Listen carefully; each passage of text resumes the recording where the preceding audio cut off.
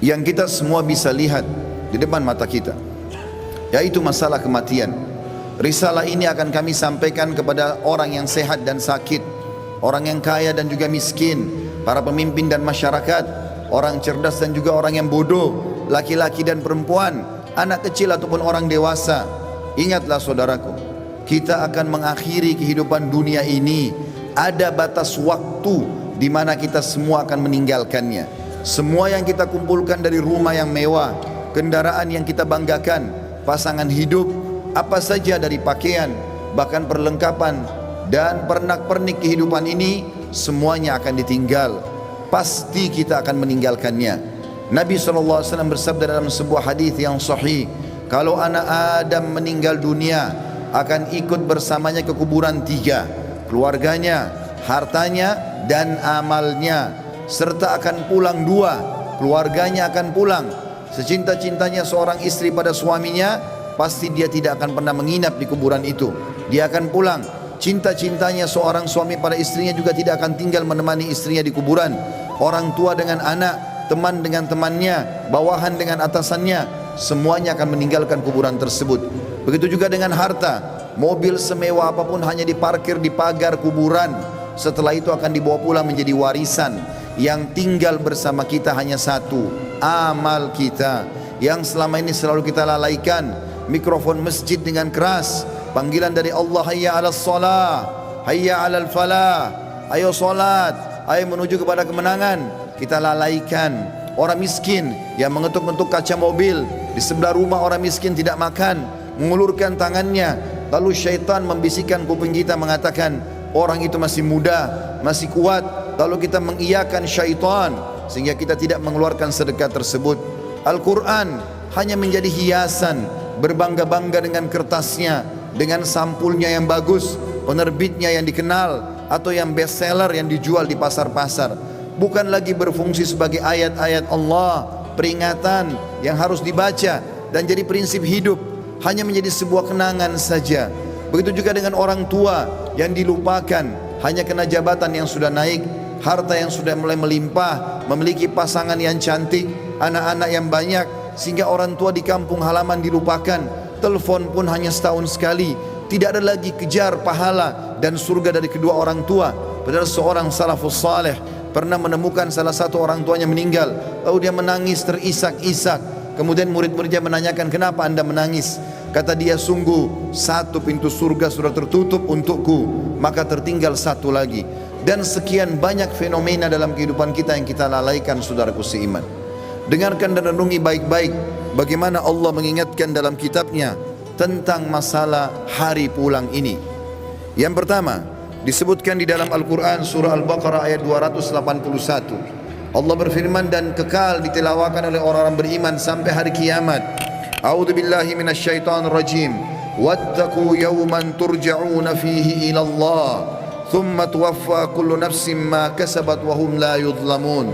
Takutlah kalian, persiapkanlah diri kalian, fikirkanlah baik-baik, masuk semua dalam makna wattaqu. Hati-hatilah kalian dengan hari di mana kalian akan dikembalikan kepada Allah. Kemudian setiap jiwa akan diberikan balasan dan laporan dari amal-amalnya, baik ataupun buruk, dan mereka tidak akan dizalimi sedikit pun. Kalau hari ini teman-teman kita melihat seseorang kerabat kita, teman sejawat kita, partner bisnis kita dibungkus dengan kain kafan dan meninggal, dan kita mengantar ke kuburan sebagaimana mungkin itu sudah pernah kita lakukan, maka satu waktu nanti kita yang akan diantar. Teman-teman sekalian masih malas sholat, sholatlah teman-teman sebelum anda disolati oleh orang-orang. Banyak orang meninggalkan saf pertama masjid, padahal itu keutamanya sangat besar, tapi dia menunggu dia akan disolati di saf pertama pada saat meninggal dunia. Ini kerugian, penyesalan akan datang terakhir, saudaraku seiman. Dalam ayat lain Allah berfirman dalam surah Al-Baqarah ayat 48, A'udzu billahi minasyaitonir rajim. Wattaqu yawman la tajzi nafsun an nafsin syai'a wa la yaqbalu minha syafa'atun wa la yu'khadhu minha 'adlun wa la hum yunsarun. Hati-hatilah kalian, perhatikan baik-baik, renungi baik-baik, kata Allah, hari di mana tidak ada lagi jiwa bisa membantu jiwa yang lain, dan tidak akan diterima lagi rekomendasi-rekomendasi pertolongan-pertolongan, dan juga tidak akan pernah ada yang bisa memenangkan. Di dalam ayat yang lain juga Allah mengingatkan surah Luqman, surah nomor 31 dalam Al-Quran ayat 33. A'udzu billahi minasyaitonir rajim.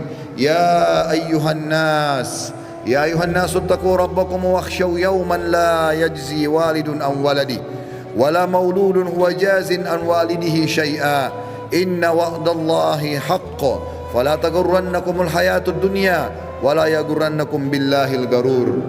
Artinya, hai sekalian manusia, wahai manusia, Allah panggil. Dan saya ingatkan lagi di atas mimbar ini, Allah memanggil semua kita tanpa mengenal sukunya, bangsanya, jabatannya, status sosialnya, ataupun laki-laki dan perempuan, muda ataupun tua.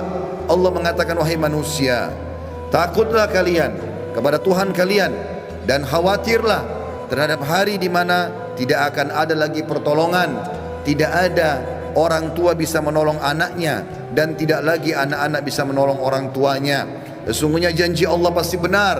Jangan kehidupan dunia melalaikan kalian, dan jangan sampai kalian terlalaikan. Allah subhanahu wa ta'ala mengingatkan di ayat yang lain, surah Al-Muzammil, surah nomor 39 ayat 17 sampai 19. Allah berfirman, a'udzubillahi minasyaitonir rajim. Fa kaifa tattaquna in kafartum yawman yaj'alul wildanu shiba. Bagaimana kalian bisa memungkiri hari di mana anak kecil pun bisa menjadi tua tiba-tiba? As-sama'u munfatirum bih, pada hari kiamat nanti maka langit-langit pun akan pecah. Kana wa'duhu maf'ula, dan itu janji Allah pasti akan terjadi. Inna hadhihi tadhkirah, ini adalah peringatan yang sangat bermanfaat. Faman syaa'a ittakhadha ila rabbih sabila, siapa yang berakal maka dia segera mengambil jalan menuju ke Tuhannya. Saudaraku seiman, ada seorang soleh dulu kaya raya di zaman tabi'in di Irak. Dia lagi duduk di kebun kurmanya. Orang ini kebetulan sering ibadah, rajin sekali ibadah. Satu waktu dia pernah lalai beribadah. Ada beberapa waktu dari amal-amal sunnah yang dia tinggalkan, bukan amal wajib. Lalu kemudian di kebun kurmanya dia duduk, dan sering kali dalam beberapa hari di mana dia lalai itu, dia mengurus pegawainya memetik kurma-kurma yang masih segar, ditaruh di depannya, lalu dia menyuruh semuanya bubar untuk dia nikmati sendiri kurma itu. Pada saat dan kebunnya ini ditutup dengan pagar yang sangat tinggi, tidak ada yang bisa masuk, penjaga yang sangat ketat. Maka pada saat dia lagi duduk menikmati kurma tersebut, tiba-tiba di depannya semak belukar ya, bergerak seakan-akan ada orang. Maka dia sambil marah mengatakan, siapa kamu? Begitu beraninya kamu masuk ke dalam kebunku tanpa izin. Maka tiba-tiba keluar dari semak belukar tersebut orang yang dia tidak kenal. Lalu orang itu mengatakan, sesungguhnya aku adalah sosok yang tidak butuh izin untuk datang ke tempat siapapun. Aku sosok yang selalu ditakuti oleh seluruh raja-raja dan orang-orang yang membongkok atau menyombongkan diri. Aku sosok yang selalu kalau datang tidak pernah terlambat dalam menyelesaikan urusanku. Maka tiba-tiba orang soleh dan kaya ini menundukkan matanya yang tadinya melotot karena merasa marah, tiba-tiba dia ketakutan. Lalu dia mengucapkan kalimat, apakah Allah masih memberikan aku kesempatan untuk kembali? Maka dia pun, orang itu pun mengatakan, masih ada beberapa waktu untukmu, maka bertaubatlah. Tiba-tiba orang itu menangis, kemudian dia angkat kepalanya, orang yang tadi menyampaikan berita itu sudah hilang. Teman-teman sekalian, kita tidak butuh menunggu kita sakit masuk ke ruangan ICU baru mati. Kita juga tidak butuh teman-teman sekalian untuk menjadi tua dan ubanan semua rambut kita baru kita meninggal dunia. Kita tidak butuh tiba-tiba teman-teman stroke ataupun tubuh kita melemah atau kulit kita keriput baru kita meninggal dunia. Berapa banyak anak kecil yang masih muda pada saat ajalnya datang semuanya meninggal dunia. Mati fenomena yang tidak bisa kita menghindar darinya. Perhatikan baik-baik, Allah berfirman di dalam surah Al-Imran, surah nomor 3 ayat 185. A'udzubillahi minasyaitonir rajim. Kullu nafsin dha'iqatul maut wa innama tuwaffawna ujurakum yawmal qiyamah wa man zuhziha 'anil nari wa udkhilal jannata faqad faz wa mal hayatud dunya illa mata'ul gurur. Semua yang bernyawa pasti merasakan kematian, dan mati adalah terlepasnya ruh dari jasad seseorang dan pindahnya dia ke alam abadi akhirat sana. Dan setiap jiwa akan diberikan balasan pada hari kiamat sesuai dengan amalnya. maka siapa yang bisa diselamatkan pada hari kiamat dari api neraka kemudian masuk ke dalam surga, sungguh dia telah beruntung. Ketahuilah, kehidupan dunia hanyalah kehidupan yang menipu belaka. Di dalam ayat lain Allah mengingatkan juga dalam surah Al-Anbiya, wahai para olahragawan yang merasa badannya berotot, kuat, segar, atau orang-orang yang menjaga kesehatannya dengan vitamin yang mahal, tidak akan bermanfaat pada saat ajal datang. Wahai orang-orang yang merasa hartanya banyak, orang yang selalu memerintahkan banyak pegawainya, sadarlah teman-teman sekalian bahwasanya itu hanya sebentar. Semua ada pertanggungjawabannya. Allah mengingatkan dalam surah Al-Anbiya, surah nomor 21 ayat 35, A'udzubillahi minasyaitonir rajim. Kullu nafsin dha'iqatul maut wa nabluukum bisyarri wal khairi fitnah wa ilaina turja'un. Semua yang bernyawa pasti akan mati dan kami menguji kalian dengan kebaikan dan keburukan sebagai fitnah, maka kalian harus tahu kalian akan dikembalikan kepada kami. Maksudnya kata ulama tafsir, kebaikan adalah dengan jabatan, dengan harta, dengan kelebihan paras wajah, fisik, pasangan hidup, keturunan yang banyak. Itu cobaan dari Allah Subhanahu wa taala. Bersyukur tidak, digunakan dalam ketaatan kepada Allah atau tidak, dia tunggangi enggak itu untuk panen pahala yang besar pada hari kiamat. Begitu juga kami uji kalian dengan keburukan. Keburukan juga datangnya penyakit, gangguan orang, semua melalui itu. Bersabar tidak, sehingga akhirnya mendapatkan pahala yang maksimal pada hari kiamat. Di dalam ayat lain surah Al-Ankabut surah nomor 29 ayat 57 juga Allah berfirman, A'udzubillahi minasyaitonir rajim. Kullu nafsin dha'iqatul maut, thumma ilaina turja'un. Semua yang bernyawa pasti akan mati. Sekuat apapun dia, sehebat apapun dia sembunyikan dirinya dalam sebuah bangunan yang besar, pasti dia akan mati dan akan dikembalikan kepada kami. Di dalam ayat lain Allah lebih jelas lagi menekankan masalah itu dalam surah An-Nisa. A'udzubillahi minasyaitonir rajim. Aynama takunu yudrikkumul maut walau kuntum fi burujim musyayyadah. Dimanapun kalian sembunyi, pasti mati akan datang kepada kalian, walaupun kalian sembunyi di dalam bangunan yang sangat kokoh. Dan terakhir ayatnya adalah Allah SWT mengingatkan dalam surah Jum'ah, ayat yang sudah sangat masyhur, surah nomor 62 ayat 8. A'udzubillahi minasyaitonir rajim. Qul innal mautal ladzi tafirruna minhu fa innahu mulaqikum. Tsumma turadduna ila alimil ghaibi wasyahadati fayunabbiukum bima kuntum ta'malun. Katakan hai Muhammad, sampaikan kepada semua manusia, terutama umatmu, mati yang selama ini kalian tidak mau kenang, tidak mau ingat, tidak mau punya persiapan, pasti akan mendatangi kalian. Kemudian kalian akan dikembalikan kepada zat yang maha mengetahui yang gaib dan juga yang nyata, dan akan memberitahukan kepada kalian apa yang telah kalian amalkan. Saudaraku seiman, ingat, ruangan ICU di rumah sakit hanya 2 atau 3, dan orang yang sedang berobat di rumah sakit lebih sedikit jumlahnya daripada orang yang berjalan di sebelah rumah sakit. Di pinggir jalan lebih banyak, artinya lebih banyak orang meninggal yang tidak sakit. Hati-hati, berapa banyak orang yang muda, masih anak-anak sudah dipikul di geranda jenazah. Sadarlah teman-teman sekalian, mati ini kalau selalu dikenang, dia akan jadi pengontrol dalam kehidupan. Maka kita hanya selalu tahu yang kita nikmati yang halal, yang kita kerjakan yang diperintahkan oleh Sang Pencipta Allah, dan semua yang haram, bahkan yang makruh pun akan ditinggalkan. Mati adalah pengawas yang sangat baik. Makanya kata Nabi SAW dalam sebuah hadis, kafa bil mauti dzakira, cukuplah mati itu akan menjadi peringatan bagi orang-orang. Demikian juga kata Nabi SAW dalam hadis, mengingatkan kepada kita, melengkapkan ayat-ayat tadi yang saya bacakan. Di dalam sebuah hadis yang sahih kata Nabi SAW, akthiru dzikra hadimal ladzat. Ingatlah selalu dan perbanyak mengingat sesuatu yang menghancurkan semua kenikmatan, yakni al-maut, atau itu adalah kematian.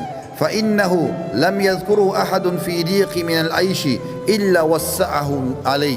Tidak ada orang yang mengingat mati pada saat dia sedang sempit kehidupannya, lagi ada masalah besar yang dia hadapi, kecuali akan melapangkan hidupnya. Oh, ternyata saya akan mati. Maka penyakitnya jadi ringan, utang-utang yang berat pun jadi ringan, dan dia berusaha untuk menyelesaikan sebelum mati menyambutnya. Wala dzakarahu fi sa'atin illa dayyakahu alaihi. Dan siapapun yang mengingat pada saat dia lagi lapang, maka dia pun akan berhati-hati menyempitkan semua celah-celah di mana dia bisa melakukan perbuatan yang haram. Dalam sebuah hadis yang lain kata Nabi SAW, kata Abdullah bin Mas'ud, pernah sekali bersabda, malulah kalian kepada Allah dengan sebenar-benar malunya. Kata Abdullah bin Mas'ud, kami malu kepada Allah ya Rasulullah. Kata Nabi SAW, bukan itu yang aku maksudkan, tetapi siapapun yang berusaha benar-benar menjaga kepalanya dan apa yang ada di isinya, dan juga perutnya dan apa yang akan dia masukkan, beserta juga menjaga lisannya dan meninggalkan perhiasan dunia ini yang haram, yang tidak Allah halalkan, dia berusaha mencari yang haram, maka dia telah malu kepada Allah dengan sebenar-benarnya. Dan Nabi SAW, teman-teman sekalian, pernah mengantar jenazah atau melihat ada jenazah diantar oleh para sahabat. Kemudian Nabi SAW menanyakan, apa yang mereka kerjakan? Lagi ngerumun. Kata para sahabat, menggali kuburan ya Rasulullah, akan masukin jenazah. Maka kata para sahabat, tiba-tiba kami lihat Nabi SAW bersegera ke sana, kemudian duduk di depan liang lahat tersebut, lalu meletakkan lutut beliau ke tanah. Lalu saya pun datang, kata Al-Bara ibn Azib radhiyallahu anhu, perawi hadis ini, saya pun datang lalu menanyakan, kenapa ya Rasulullah? Maka saya melihat Nabi SAW tidak menjawab dan meneteskan air mata sampai tanah itu basah. Lalu beliau mengatakan, wahai saudara-saudaraku, untuk ini kalian harus punya persiapan. Hasan Basri rahimahullah, seorang ulama tabi'in, pernah mengantar jenazah. Lalu dia berzikir. Sambil berzikir, ada seorang anak muda di sebelahnya bertanya kepadanya, lagi ngantar jenazah, wahai imam, kalau imam itu kita kiai sekarang, wahai imam, kenapa anda berzikir? Sampaikan kepada saya, bukankah kita lagi ngantar jenazah? Kata beliau, wahai anak muda, berzikir ya, atau diamlah, karena sungguhnya yang sedang kita antar sudah tidak bisa berzikir lagi. Juga Uwais Al-Qarni pernah berkata, wahai penduduk Kufa, salah satu tabi'in yang masyhur, yang kata Nabi SAW, afdal tabi'in adalah Uwais Al-Qarni, seorang yang sangat saleh dan berbakti pada ibunya. Dia mengatakan, wahai penduduk Kufa, kota yang dia meninggal di sana, sesungguhnya kalau kamu sedang tidur, kamu sedang berbantalkan kematian. Oleh karena itu, kalau kamu masih sempat bangun, maka ketahuilah kau satu waktu tidak akan bangun lagi. Begitu juga dengan Al-Lubaydi. Al-Lubaydi ini seorang tabi'in yang menyeriwayatkan tentang Abu Ishaq rahimahumullah. Dia mengatakan, aku selalu melihat Abu Ishaq mengeluarkan dari kantongnya sekertas-kertas, selalu membaca, setiap habis sholat dibaca sama dia. Saya tidak pernah nanya selama hidupnya, dan pada saat dia meninggal, saya pun mendapatkan kertas itu di kantongnya, lalu saya membaca. Ternyata isinya adalah, wahai Abu Ishaq, perbaguslah amalanmu, sesungguhnya ajalmu telah dekat. Wahai Abu Ishaq, perbaguslah amalmu, sesungguhnya ajalmu sudah dekat. Saudaraku seiman, sebagai penutup dalam khutbah ini bukan bermaksud menakut-nakuti, tetapi kita harus sadar sebagai seorang muslim, salah satu rukun iman kita iman kepada hari kiamat, rukun iman yang kelima, dan rentetannya adalah mengetahui kematian akan datang, mengetahui adanya alam barzah, dan juga kita tahu akan ada pembangkitan hari kiamat dan ditimbang amal baik dan amal buruk, serta juga akan ada surga dan neraka. Ini penentuan terbaiknya adalah pada saat sekarang kita masih hidup. Jangan terus-menerus lalai. Cukuplah yang telah berlalu. Kata para ulama, kalau yang berlalu adalah kebaikan, bersyukurlah dari amal soleh. Kalau perbuatan buruk, maka bertaubatlah. Kalau seandainya yang sedang kamu lakukan, kalau kamu masih hidup hari ini, perbaikilah amalmu hari ini, dan hari esok kau hanya bisa membuat program. Oleh karena itu teman-teman sekalian, hati-hatilah dengan masalah-masalah seperti ini. Sebaiknya setiap muslim harus sadar, memperbanyak mendalamkan ilmu agama dan beramal soleh, serta bertobat dari dosa-dosanya. Aqulu qauli hadza, saya sudah mengucapkan perkataan ini, wa astaghfirullah li wa lakum, dan saya beristighfar kepada Allah dan mengajak jemaah istighfar kepada Allah. Innahu huwal ghafurur rahim, sesungguhnya dia maha menerima tobat hamba-hambanya dan juga maha pengasih.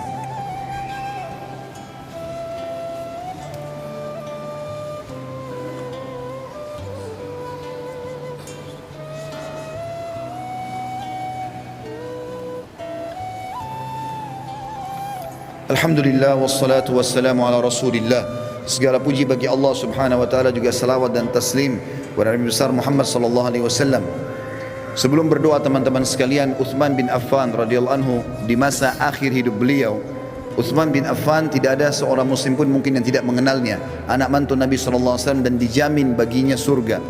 Pernah membaca ayat tentang kuburan, hatta zurtumul maqabir.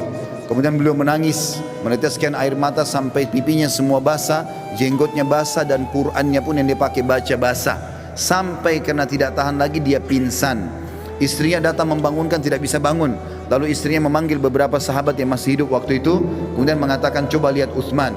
Mereka pun datang membangunkan, tidak bangun. Sampai dipercikan air berulang kali, barulah Uthman bangun. Lalu ditanya oleh beberapa sahabat, wahai Uthman, kenapa anda sampai pingsan baca Al-Quran? Kata dia, saya membaca ayat tentang kuburan, maka saya pun ketakutan. Maka kata orang-orang di sekitarnya, apakah kamu takut sementara kamu ini siapa? Anak mantu Nabi SAW, dapat jaminan surga, dan sudah banyak sekali hadis-hadis yang merupakan keutamaan kamu. Maka Uthman mengatakan, betul yang kalian ucapkan, Nabi SAW menjamin bagiku surga, tapi Nabi SAW tidak menjamin bagiku kuburan. Mungkin aku disiksa dulu, kemudian baru aku menuju ke sana. Oleh karena itu teman-teman sekalian, tidak ada jaminan bagi seseorang kalau dia akan selamat, dan yang akan menyelamatkan dia hanya diri dia sendiri. Makin ikhlas, makin banyak amal, maka makin selamatlah dia. Ada hadis Nabi SAW tentang hari Jumat, dua buah hadis yang memerintahkan kita untuk berdoa. Yang pertama teman-teman sekalian adalah hadis riwayat Imam Muslim. Kata Nabi SAW, hari Jumat ada waktu pasti diterima doa, dan itu kata Nabi SAW, kejarlah pada saat imam atau khatib sedang duduk di khutbah kedua sampai diiqamahkan sholat. Makanya semua khatib-khatib di mimbar kaum muslimin pasti berdoa di khutbah kedua, karena tahu itu waktu mustajab. Dalam hadis yang lain riwayat An-Nasai, kata Nabi SAW, Jumat 12 waktu, dari subuh sampai maghrib. Tidak ada seorang muslim yang berdoa di 12 waktu itu kecuali diijabah oleh Allah, dan perbanyak doa selepas asar sampai terbenam matahari.